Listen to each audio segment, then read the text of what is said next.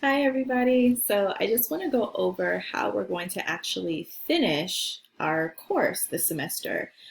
This week, there are a lot of videos, a lot of debriefing, because I want to give you a good, strong idea about what your tasks are that will lie ahead and in the very near future. So one of your assignments will actually start this week, and that's this assignment.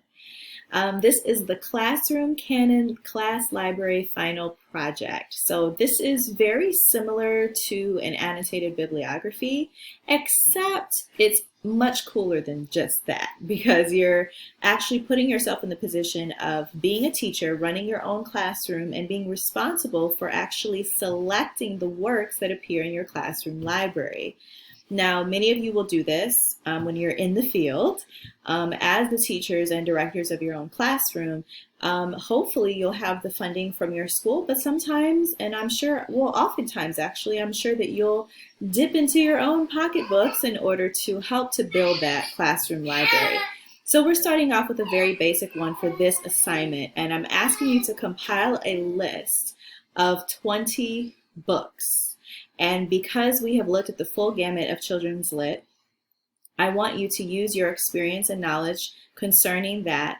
And I want you to pick books that reflect what you think your children in your class should be reading. So what should those students be reading? What subjects should they be introduced to? How should they be introduced? And so I'm looking for you to build your own canon. So in literature, when we talk about a canon, we're talking about a group of books that we think just embody the best and the brightest of the culture of the time. So these would be like timeless works, some of the best works created that you have come across. So you're going to be able to curate this for your own classroom, and that's what this assignment is. What I love about this assignment is that this is something that you can make really good use of when you are actually teaching your students, because now you have a nice little base of 20 books to work with and to look at. So I want you to create this list and then authenticate your choices. So what I mean by authentication with a piece of literature is provide an academic defense for why these books are valid and important for your classroom library. And so I've given you this in almost a play-by-play, step-by-step fashion. So this is letter A through D, and you can feel free to submit this in this format. And so, of course, I will post an assignment sample for you to follow to make it easier so you know exactly what I'm looking for. But A is just 1 to 2 sentences, a background on the author, illustrator. You can just devote 1 sentence to each. 1 sentence for the author, 1 sentence for the illustrator. As far as background, what does that mean? So what types of books do they usually do? What are some of their other titles that you might be interested in or that might be similar to the one that you've chosen? The same thing is true for the illustrator. Have they won any major awards that you want to make note of? All of this will help to explain why you think this book is a really good work of literature. It could have anything to do with what they majored in, what their specialty is. It could be a book, for example, dealing with emotions and teaching children how to deal with emotions. And then maybe the expertise of the author is, a PhD in psychology, for instance, or maybe the author is a child psychologist for a living. So anything that would help us to understand just a little bit of background about the author and illustrator. For the illustrator, what other books have they illustrated would be an example. How well seasoned are they? What types of styles do they use? Are they actually known for doing other types of artwork? And this may be their first or second children's picture book. If it's a picture book, which is when you would have an illustrator. If there's no illustrator, it's okay to leave that out and just, give me a sentence or two about the author. So that gives you a good idea of what I'm looking for letter A. Letter B. How does it relate to childhood development? What problems or issues, subject matter, does it address that children encounter? So this could be a variety of things. This could pertain to something that children might be enhanced by the way of intellectualism. So maybe they're going to learn something. Maybe they're going to learn how to think about a certain subject. Maybe there's a lot of history in the book, like historic facts. If you pick works of historical fiction, for instance, this could be true. So maybe it relates to childhood development because the book is a teaching book. It's a book that's going to teach the child something important to know, something valuable to know, so on and so forth. This could also be social matters, social issues. We could be talking about many of the things we're going to be discussing with Harry Potter. So we could be talking about social class, a caste system. We could be talking about gender bias. We could also be talking about diversity, cultural differences. This could reference a time period, for instance. It could be covering the Holocaust, for instance. There are a variety of children's books that cover very serious topics and very silly topics. So I'm looking for you to look at the full gamut and pick a good amount of both. So B, how does it relate to childhood development? Next one, letter C. What's the message of the work and its benefit to the child? So this is looking beyond just what the book sets out to do on a surface level basis. We're talking about what is the deeper message of the work. So with every single book that we look at, and every single book we've read together, every story we've read together, including fairy tales, I always ask you at the end, so what is the real message here? And as you know, there are a variety of answers to that very important question for each story that we've looked at. So that's what I want you to do for these books that you pick. I don't want you to pick just 20 picture books, and I don't want you to pick just 20 middle grade books. Again, I want you to have a variety. But you can ask this question and answer this question about each little subset within the genre, okay? So that's what I'm looking for you to answer here. What's the message of the work and its benefit to the child? Because remember, this is something that the child is going to grow up with. In other words, does this book encourage reading like Dr. Seuss books would? Does it encourage imagination through the use of fantasy like Harry Potter would?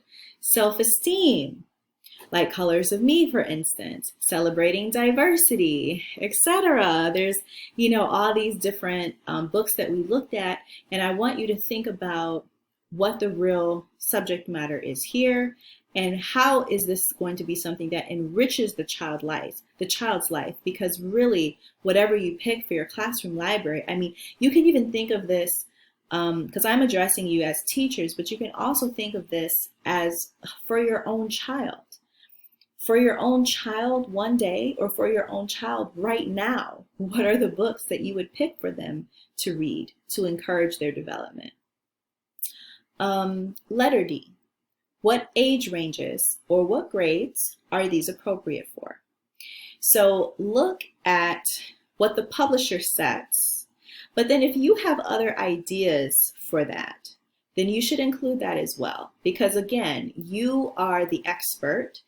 You're the content expert here. So you're the one that needs to figure out, okay, how could I really use this in a classroom setting? And I think that's probably the biggest challenge when we look at children's literature. It's not enough for the book to just be a good book, but we're talking about applicability. We're talking about how we can actually use the book and infuse it into our teaching, use it in curriculum in order to have a real impact. And I think that's the way that literature is used most powerfully. So think about that. What age ranges or grades could you see this book being used for? How could you see it being introduced into the classroom? And so I want to give you this example. You might pick a picture book about the Holocaust. Maybe that's going to be for younger children.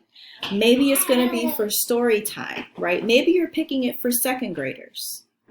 And maybe it's just for story time.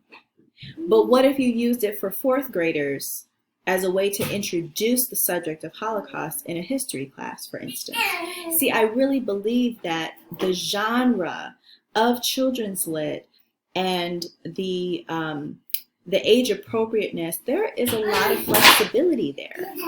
So it's really possible that you can use it to discuss many different things on many different grade levels. So be a little bit creative with this. Don't just rely on what the publisher says. I don't want you to just report it. I want you to really think about, you know, when it could be used for younger audiences and when it could be used for older audiences, in other words. Okay, so due to the format of our online class now, you'll be completing this assignment in short parts as journal posts. You'll have 3 of these to complete overall. Okay, so what I'm looking at right now is the handout that you're going to be using. So you'll have 3 of them to complete total for the rest of our class. And so 1 will be due each week. I just want to put that detail in there so that I don't forget to put that later as I'm talking about this too. So I wanted to include the schedule for the deadlines because I wanted this to be abundantly clear. I didn't want you to have any questions or doubts in your mind about when something was going to be due for this assignment. So as you can see, there are 3 dates here.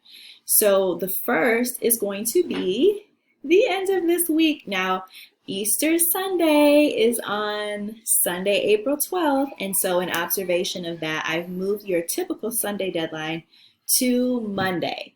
So Monday, April 13th, is when the first little allotment of this assignment will be due. I'm asking you for the first 5 books. Now, it's really up to you as to how you want to do this. When I say the first 5 books, that could be 5 picture books.